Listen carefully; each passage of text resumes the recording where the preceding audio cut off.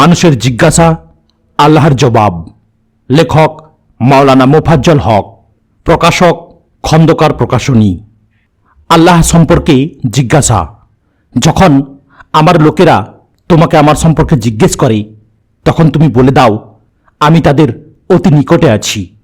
আমাকে যে ডাকে আমি তার ডাক শুনি এবং উত্তর দিয়ে থাকি।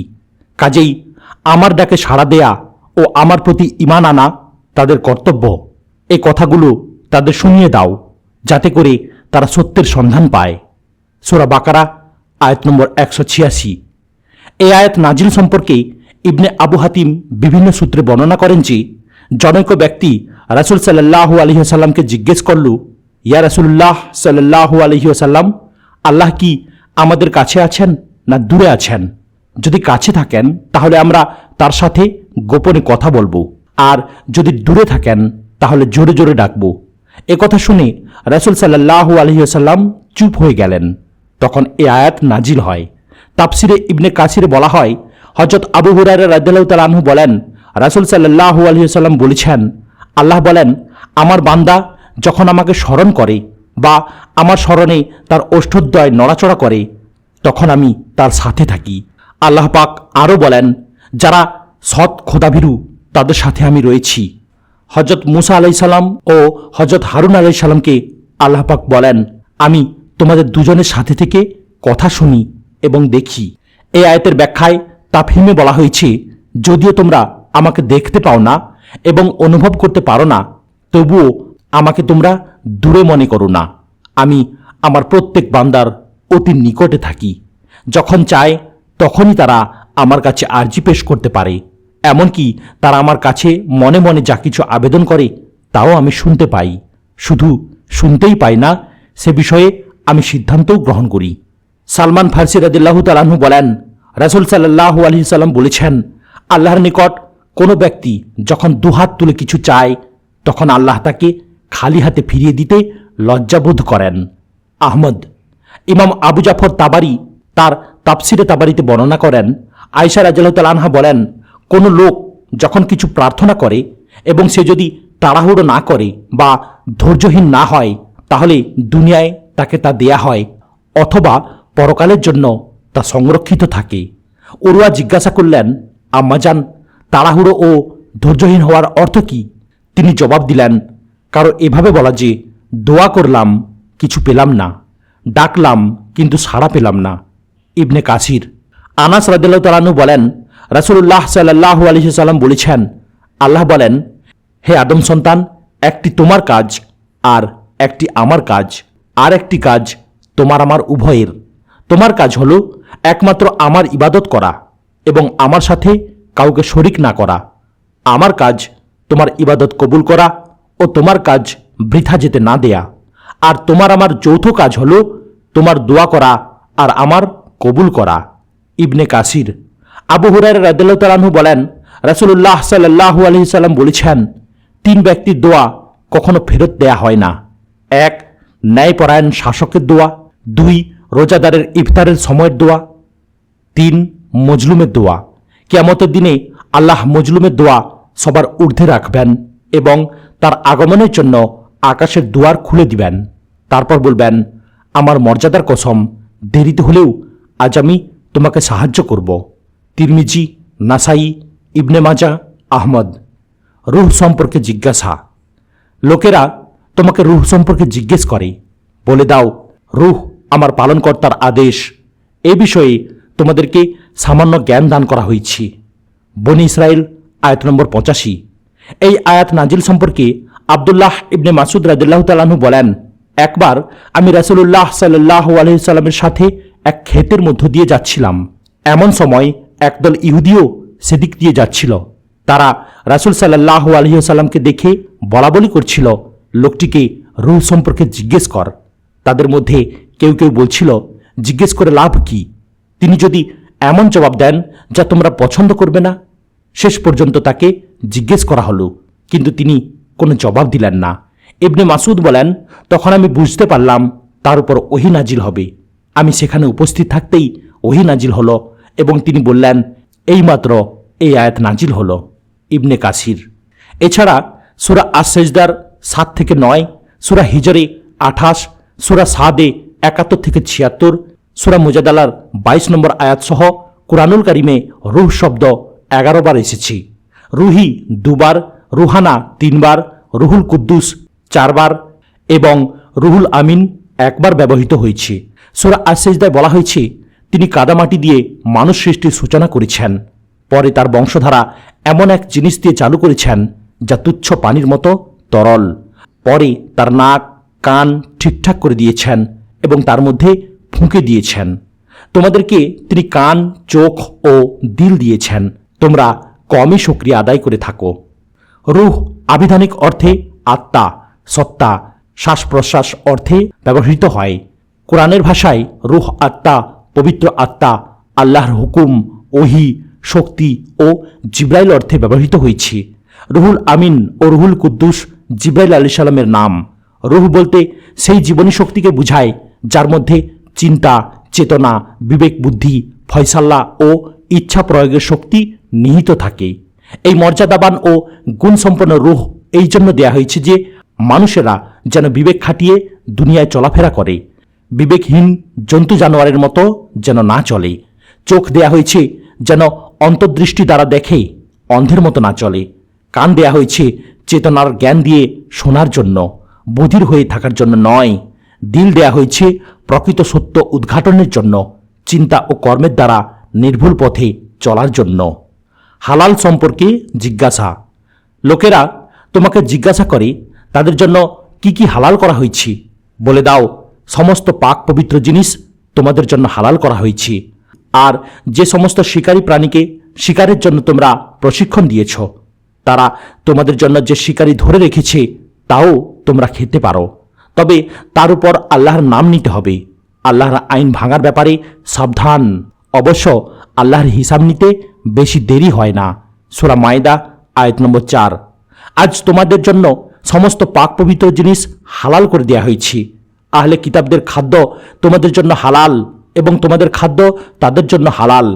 আরও হালাল করা হলো মুমিন মুসলমান সতী মেয়ে ও আহলে কিতাবদের সৎ সতী মেয়েদের। তবে শর্ত হলো মাহরানা দিয়ে বিয়ে করে তাদের রক্ষক হবে। শুধু যৌন লালসা পূরণ বা লুকিয়ে লুকিয়ে প্রেম করতে পারবে না। যে ইমানের নীতি অমান্য করবে তার জীবনের সমস্ত আমল নষ্ট হয়ে যাবে এবং আখেরাতে খুবই ক্ষতিগ্রস্ত হবে। সূরা মায়দা আয়াত নম্বর 5। এই আয়াত নাজিলের বেশ কয়েকটি কারণ পাওয়া যায়। তার মধ্যে প্রসিদ্ধ কারণ হল ইবনে আবু হাতিম রহমতুল্লাহ আলাইহি বলেন, তাই বংশের দুজন ব্যক্তি আদি ইবনে হাতিম ও জায়দ ইবনে মাহালহাল রাদিয়াল্লাহু তাআলা আনহু রাসূল সাল্লাল্লাহু আলাইহি সাল্লামের নিকট জিজ্ঞেস করেন, মৃত্যু জন্তু তো হারাম করা হয়েছে, এখন হালাল কোন কোন জিনিস? তখন এই আয়াত নাজিল হয়। ইবনে কাসির। তারা আরও জিজ্ঞেস করেন, ইয়া রাসূলুল্লাহ সাল্লাল্লাহু আলাইহি ওয়াসাল্লাম, আমরা এমন এলাকায় থাকি যেখানে মেহমান আপ্যায়নের জন্য কুকুর ও শিকারী পাখি দিয়ে পশু শিকার করে মেহমানদারি করা হয়।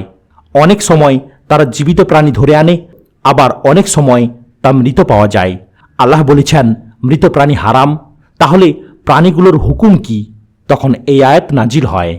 মূল বিষয় হল প্রশ্নকারীরা জানতে চায় যে কোন কোন জিনিস আমাদের জন্য হালাল আর কোন কোন জিনিস হারাম তা সুস্পষ্টভাবে বলে দিক। কারণ পূর্বে মানুষের মাঝে ধর্মীয় ধারণা এই ছিল যে সব কিছুই হারাম, শুধু যা হালাল বলে দেয়া হয়েছে তা ছাড়া। তাই তারা হালাল জিনিসের একটা তালিকা চাচ্ছিল আর বাকিগুলোকে তারা হারাম মনে করবে। এখানে আল্লাহ পাক তাদের এ ধারণা দূর করে দিয়ে ঘোষণা করলেন যে পাক পবিত্র সব জিনিসই তোমাদের জন্য হালাল, শুধু আমি যা হারাম করলাম তা ছাড়া। এতে হালালের পরিধিটা অনেক বেড়ে গেল, হারামের পরিধি সংকুচিত হয়ে এলো। শিকারী প্রাণীর শিকার হালাল বলে যে কথা বলা হয়েছে তা হল কুকুর, বাজ পাখি, চিতাবাঘ ও যেসব পশু পাখি দ্বারা মানুষ শিকারের কাজ করে থাকে তা সবই এর মধ্যে গণ্য। শিক্ষা দেয়া প্রাণীর গুণ হল তারা যা শিকার করে তা না খেয়ে মালিকের জন্য ধরে নিয়ে আসে, এ কারণে তাদের শিকার হালাল। আর হিংস্র প্রাণী শিকার ধরে মারে বা খেয়ে ফেলে বলে সেটা খাওয়া হারাম। শিকারী জন্তু শিকার ধরার জন্য পাঠানোর সময় 4টি শর্ত পাওয়া গেলে তা খাওয়া হালাল। 1. কুকুর বা বাজ প্রশিক্ষণপ্রাপ্ত হতে হবে। 2. নিজে শিকারীকে শিকার ধরার জন্য পাঠাতে হবে। 3 শিকারী নিজে শিকার খাবে না, মালিকের জন্য নিয়ে আসবে। 4 শিকারীকে পাঠানোর সময় আল্লাহর নামে অর্থাৎ বিসমিল্লাহ বলে পাঠাতে হবে। এই শর্তগুলো পাওয়া গেলে শিকার যদি মরাও হয় তাহলেও খাওয়া হালাল হবে, আর যদি জীবিত থাকে তাহলে জবেহ করা ছাড়া হালাল হবে না। ইহুদি ও নাসারা বা খ্রিস্টানদের সাথে খেতে অথবা আমাদের সাথে তাদের খেতে কোনো প্রকার বাধা নিষেধ বা ঘৃণার কারণ নেই। আমরা তাদের সাথে এবং তারা আমাদের সাথে খেতে পারে। তবে এ বিষয়ে একটি সাধারণ নিয়ম বলে দেওয়া হয়েছে যে পাক পবিত্র জিনিস তোমাদের জন্য হালাল করা হয়েছে। আহলে কিতাবগণ যদি এ নিয়মের তোয়াক্কা না করে হারাম জিনিসের সাথে মিশাল করে অথবা আল্লাহর নাম ছাড়া অন্য নামে জবেহ করে তাহলে তা খাওয়া হালাল হবে না। এ আয়াতে ইহুদি খ্রিস্টান মেয়েদের বিয়ে করার অনুমতি দেয়া হয়েছে। সেই সাথে এই কথাও বলা হয়েছে যে তাদের মধ্যে যারা পবিত্র নারী তারা, আর যারা পরপুরুষের সাথে মেলামেশা করে তাদেরকে বিয়ে করার অনুমতি দেয়া হয়নি। আয়াতে এই কথাও বলা হয়েছে যে ইহুদি খ্রিস্টানদের মেয়েদের পাল্লায় পড়ে তাদের খাতিরে যেন ঈমান নষ্ট করে ফেলা না হয়। খরচ করা সম্পর্কে জিজ্ঞাসা। লোকেরা জিজ্ঞেস করে, আমরা কি খরচ করব? বলে দাও, তোমরা যে মালি খরচ করো নিজের বাবা মার জন্য, আত্মীয় স্বজনের জন্য, ইয়াতিম ও মিসকিনদের জন্য এবং মুসাফিরের জন্য করবে। আর তোমরা যে ভালো কাজই করো না কেন আল্লাহ তা জানেন। সূরা বাকারা আয়াত নম্বর 215। এই আয়াতের শানে নুজুলে বলা হয়েছে, আমর ইবনে নূহ রাদিয়াল্লাহু তাআলা আনহু রাসূল সাল্লাল্লাহু আলাইহি ওয়াসাল্লামকে জিজ্ঞেস করেছিলেন, আমাদের সম্পদ হতে কি খরচ করব এবং কোথায় খরচ করব? এই প্রশ্নের মধ্যে দুটো অংশ লক্ষ্য করা যায়। একটি কি খরচ করব, দ্বিতীয়টি কাদের জন্য খরচ করব। এই প্রশ্নের জবাবে উপরের আয়াত নাজিল হয়। আয়াতে কি পরিমাণ খরচ করব এ বিষয়ে গুরুত্ব না দিয়ে কাদের জন্য খরচ করতে হবে এ বিষয়ে গুরুত্ব দেয়া হয়েছে। অর্থাৎ তোমাদের বাবা মা, আত্মীয় স্বজন, ইয়াতিম, মিসকিন ও মুসাফিরের জন্য খরচ করবে। আর যে কোনো ভালো কাজে খরচ করো না কেন আল্লাহ তা জানেন এবং এর বদলা অবশ্যই দিবেন। ঠিক এভাবেই আরেকটি জিজ্ঞাসা করা হয়েছে এ সূরার 219 নম্বর আয়াতের মধ্যে। সেখানে সাহাবীরা রাসূল সাল্লাল্লাহু আলাইহি ওয়াসাল্লামকে বলেন, আমাদেরকে আল্লাহর পথে ব্যয় করতে বলা হয়েছে, আমরা কি পরিমাণ ব্যয় করব তা ভালোভাবে জানতে চাই। তখন আল্লাহ 219 নম্বর আয়াতে বলে দিলেন, তোমাদের প্রয়োজন পূরণ করে যা অতিরিক্ত তা সবটুকুই ব্যয় করো। এ বিষয়ে আরও জানতে পারবেন 219 নম্বর আয়াতের ব্যাখ্যায়। লোকেরা জিজ্ঞেস করে, আমরা আল্লাহর পথে কি পরিমাণ খরচ করব? বলে দাও, তোমাদের প্রয়োজনের অতিরিক্ত সবটুকু। এভাবেই আল্লাহ তোমাদেরকে স্পষ্টভাবে হুকুম জানিয়ে দেন যেন তোমরা দুনিয়া ও আখেরাত দুটোর জন্য চিন্তা ভাবনা করতে পারো। সূরা বাকারাহ আয়াত নম্বর 219। ইবনে আবু হাতিম বলেন, মায়েজ ইবনে জাবাল রাদিয়াল্লাহু তাআলা আনহু ও সালাবা রাদিয়াল্লাহু তাআলা আনহু রাসূল সাল্লাল্লাহু আলাইহি ওয়াসাল্লামের নিকট এসে বললেন, ইয়া রাসূলুল্লাহ সাল্লাল্লাহু আলাইহি ওয়াসাল্লাম, আমরা আমাদের ধন সম্পদের দুশ্চিন্তায় পরিবার পরিজন নিয়ে ঘুমোতে পারছি না। তখন আল্লাহ পাক উপরোক্ত আয়াত নাজিল করেন। ইবনে আব্বাস রাদিয়াল্লাহু তাআলা আনহু বলেন, আফওয়া অতিরিক্ত শব্দের তাৎপর্য হল পরিবার, স্ত্রী সন্তানের ভরণ পোষণের পর যা বাড়তি থাকে। ইবনে উমর, মুজাহিদ, আতা, হাসান, কাতাদা, কাসেম ইবনে আনাস সহ অনেকেই আফওয়া অর্থ প্রয়োজনের অতিরিক্ত সম্পদ বলেছেন। আবু হুরায়রা রাদিয়াল্লাহু তাআলা আনহু বলেন, এক ব্যক্তি রাসূল সাল্লাল্লাহু আলাইহি ওয়াসাল্লামকে বললেন, হে আল্লাহর রাসূল, আমার কাছে একটি দিনার আছে। রাসূল সাল্লাল্লাহু আলাইহি ওয়াসাল্লাম বললেন, নিজের জন্য খরচ করো। সে বলল, আমার কাছে আরও একটি দিনার আছে। রাসূল সাল্লাল্লাহু আলাইহি ওয়াসাল্লাম বললেন, তোমার স্ত্রীর জন্য খরচ করো। সে বলল, আমার কাছে আরও একটি দিনার আছে। রাসূল সাল্লাল্লাহু আলাইহি ওয়াসাল্লাম বললেন, তোমার ছেলেমেয়ের জন্য খরচ করো। সে বলল, আমার আরও একটি দিনার আছে। রাসূল সাল্লাল্লাহু আলাইহি ওয়াসাল্লাম বললেন, এটি তোমার বিবেচনায় খরচ করো। মুসলিম। আরেকটি হাদিসে হযরত জাবির রাদিয়াল্লাহু তাআলা আনহু বলেন, রাসূল সাল্লাল্লাহু আলাইহি ওয়াসাল্লাম এক ব্যক্তিকে বলেন, নিজেকে দিয়ে শুরু করো, তারপর স্ত্রীকে দাও, তারপর যদি থাকে সন্তান সন্ততিকে দাও, তারপর যদি থাকে আত্মীয় স্বজনকে দাও, এভাবে সামনে অগ্রসর হও। মুসলিম। অন্য এক হাদিসে আছে, হে আদম সন্তান, যদি তোমার বাড়তি ধন সম্পদ খরচ করো সেটা উত্তম, আর যদি জমা করে রাখো তা ক্ষতিকর।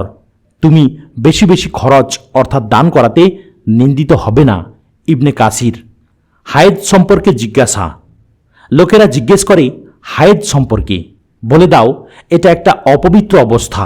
এ সময় স্ত্রীদের কাছ থেকে আলাদা থাকো, পাক সাফ না হওয়া পর্যন্ত তাদের কাছে যেও না। যখন তারা পাক পবিত্র হয় তখন আল্লাহ যেভাবে হুকুম দিয়েছেন সেভাবে তাদের কাছে যাও। আল্লাহ তাদেরকে পছন্দ করে যারা পাপ থেকে দূরে থাকে ও পবিত্রতার সাথে চলে। সূরা বাকারা আয়াত নম্বর 222। ইসলামের প্রাথমিক যুগে ইহুদি ও খ্রিস্টানেরা হায়েজ হওয়া মেয়েদের সাথে যে আচরণ করত তা হল ইহুদিরা এ সময় স্ত্রীদের সাথে মেলামেশা, চলাফেরা, খাওয়া দাওয়া, এমনকি কথাবার্তাও বলতো না। অপরদিকে খ্রিস্টানেরা এ সময় স্ত্রীদের সাথে সবকিছু করত, এমনকি সহবাসও পর্যন্ত। তাদের এই দুই ধরনের আচরণে মুসলমানেরা কি করবে সে সম্পর্কে জিজ্ঞাসা করলে উপরোক্ত আয়াত নাজিল হয়। আল্লাহ পাক রাসূল সাল্লাল্লাহু আলাইহি ওয়াসাল্লামকে বলেন, লোকেরা হায়েজ সম্পর্কে জিজ্ঞাসা করে, তাদেরকে বলে দাও হায়েজ অবস্থায় যেন সহবাস না করে। হায়েজ ভালো হলে যে নিয়মে তাদের কাছে যেতে বলা হয়েছে সেভাবে যেন তারা সহবাস করে, অর্থাৎ সামনের পথে, পিছনের মলদ্বারে নয়। হায়েজ অবস্থায় স্ত্রীর সাথে কতটুকু মেলামেশা করা যাবে এ ব্যাপারে আলেমদের মতভেদ আছে। হযরত আয়েশা রাদিয়াল্লাহু তাআলা আনহা বলেন, তোমাদের মধ্যে কারো হায়েজ হলে রাসূলুল্লাহ সাল্লাল্লাহু আলাইহি ওয়াসাল্লাম নির্দেশ দিতেন, পরনের কাপড় ভালোভাবে বেঁধে নাও। তারপর তিনি তাদের সাথে অর্থাৎ স্ত্রীদের সাথে মেলামেশা করতেন। এই হাদিস থেকে জানা যায় সহবাস ছাড়া অন্যভাবে মেলামেশা করাতে কোনো দোষ নেই।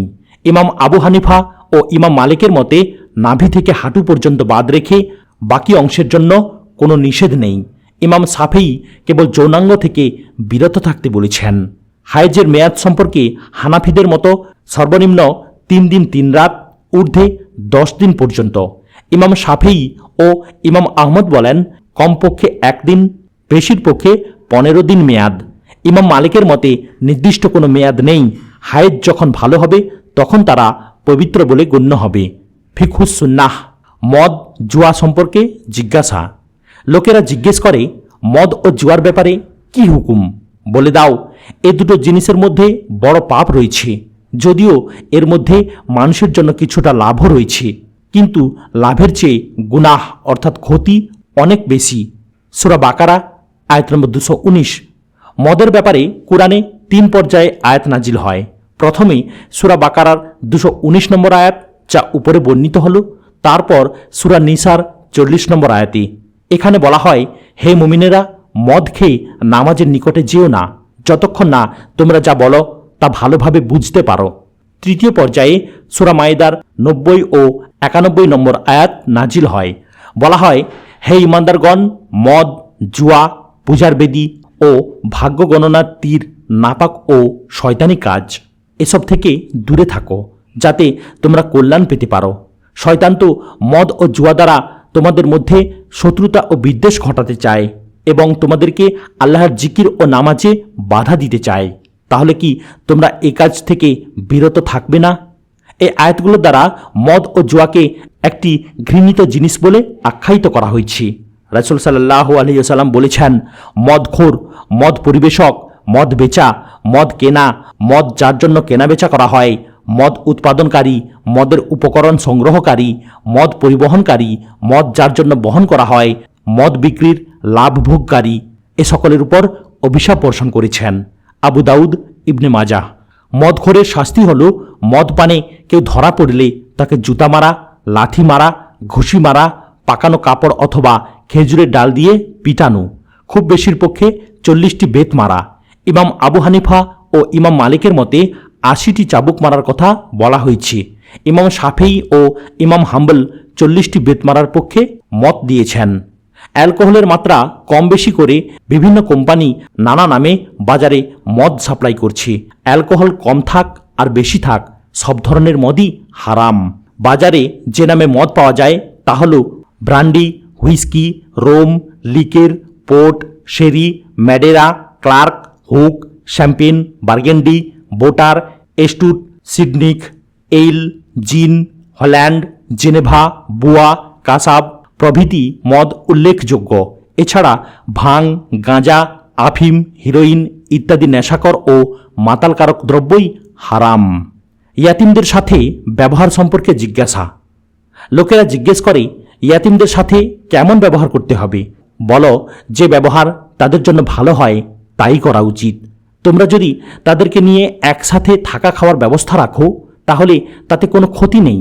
তারা তোমাদের ভাই, কে ক্ষতিকারী কে হিতাকারী আল্লাহ ভালো করেই জানেন। আল্লাহ চাইলে এ ব্যাপারে তোমাদের সাথে কঠোর ব্যবহার করতেন, কিন্তু তিনি ক্ষমতা ও পরাক্রমের অধিকারী হবার সাথে সাথে জ্ঞান বিজ্ঞানের অধিকারী। সূরা বাকারা 220 নম্বর আয়াত। ওপরের আয়াত নাজিল হওয়ার পূর্বে ইয়াতিমদের সম্পর্কে সূরা বনী ইসরাইলের 34 নম্বর আয়াতে বলা হয়, ইয়াতিমদের মাল সম্পদের কাছেও যেও না। এবং সূরা নিসার 10 নম্বর আয়াতে বলা হয়, যারা জুলুম নির্যাতন চালিয়ে ইয়াতিমদের মাল সম্পদ খায় তারা শুধু আগুনের দ্বারা নিজেদের পেট ভরায়। এই দুটি আয়াত নাজিল হওয়ার পর ইয়াতিমদের লালন পালনকারীরা এত ভীত ও সন্ত্রস্ত হয়ে পড়েছিল যে তারা ইয়াতিমদের খাওয়া পড়ার ব্যবস্থা আলাদা করে দিয়েছিল। এ ধরনের সতর্কতা অবলম্বন করার পরও ইয়াতিমদের মালের কিছু অংশ নিজেদের সাথে মিশে যাওয়ার ভয় করছিল। তাই তারা এ বিষয়ে রাসূল সাল্লাল্লাহু আলাইহি ওয়াসাল্লামকে জিজ্ঞেস করেছিল। তখন আল্লাহ এই আয়াত নাজিল করেন। এখানে আল্লাহ পাক বলেন, যদি তোমরা তাদেরকে তোমাদের সাথে একত্রে থাকা খাওয়া করো তাতে কোনো ক্ষতি নেই, কারণ তারা তোমাদেরই দিনী ভাই। আর তোমাদের কার অন্তরে গোলমাল করার ইচ্ছা আছে আর কার অন্তরে তাদের কল্যাণ করার উদ্দেশ্য আছে আল্লাহ পাক ভালো করেই জানেন। সুদ্দি রাদিয়াল্লাহু তাআলা আনহু বলেন, ইয়াতিমের অর্থ সম্পদ ভক্ষণকারী কিয়ামতের দিন এমনভাবে উঠবে যে তার মুখ, চোখ, কান ও নাক দিয়ে আগুনের শিখা বের হতে থাকবে। প্রত্যেক ব্যক্তি তাদেরকে চিনতে পারবে যে এ লোকেরা ইয়াতিমের মাল অন্যায়ভাবে ভক্ষণ করেছে। ইবনে কাসির। আবু সাঈদ রাদিয়াল্লাহু তাআলা আনহু বলেন, আমরা রাসূল সাল্লাল্লাহু আলাইহি সাল্লামকে বললাম, মিরাজের রাতে আপনি কি কি দেখেছেন? রাসূল সাল্লাল্লাহু আলাইহি ওয়াসাল্লাম বললেন, আমি সেই রাতে আল্লাহর বহু সৃষ্টি ও কীর্তি দেখেছি। তার মধ্যে এমন কিছু লোক দেখেছি যাদের ঠোঁট উটের মতো। ফেরেশতারা তাদেরকে হা করাচ্ছে এবং মুখের ভিতর আগুনের পাথর ঢুকাচ্ছে, আর ওই লোকেরা ভীষণভাবে চিৎকার করছে। এই দৃশ্য দেখে জিবরাইল আলাইহিস সালামকে জিজ্ঞেস করলাম, এরা কারা? তিনি বললেন, এরা ইয়াতিমদের মাল অন্যায়ভাবে ভক্ষণকারী। তারা নিজেদের পেটে আগুন ঢুকিয়েছে, শীঘ্রই তাদেরকে আগুনে ফেলা হবে। আবু হুরায়রা রাদিয়াল্লাহু তাআলা আনহু বলেন, রাসূল সাল্লাল্লাহু আলাইহি সাল্লাম বলেছেন, তোমরা অবলা মহিলা এবং ইয়াতিম এই দুই দুর্বলার ধন সম্পদ থেকে দূরে থাকো। অর্থাৎ আমি তোমাদেরকে তাদের সম্পদ থেকে আত্মরক্ষার জন্য ওসিয়ত করতেছি। ইবনে কাসির। প্রিয় ভাইরা, দীর্ঘ আলোচনায় আমরা এটি শুনলাম যে মানুষের প্রশ্ন, আল্লাহ পাকের জবাব, মাধ্যম প্রিয় নবী সাল্লাল্লাহু আলাইহি ওয়াসাল্লাম। আল্লাহ পাক যেন আমাদেরকে এই সমস্ত আইন কানুন এবং হুকুম আহকাম মেনে চলার তৌফিক দান করেন। আমিন।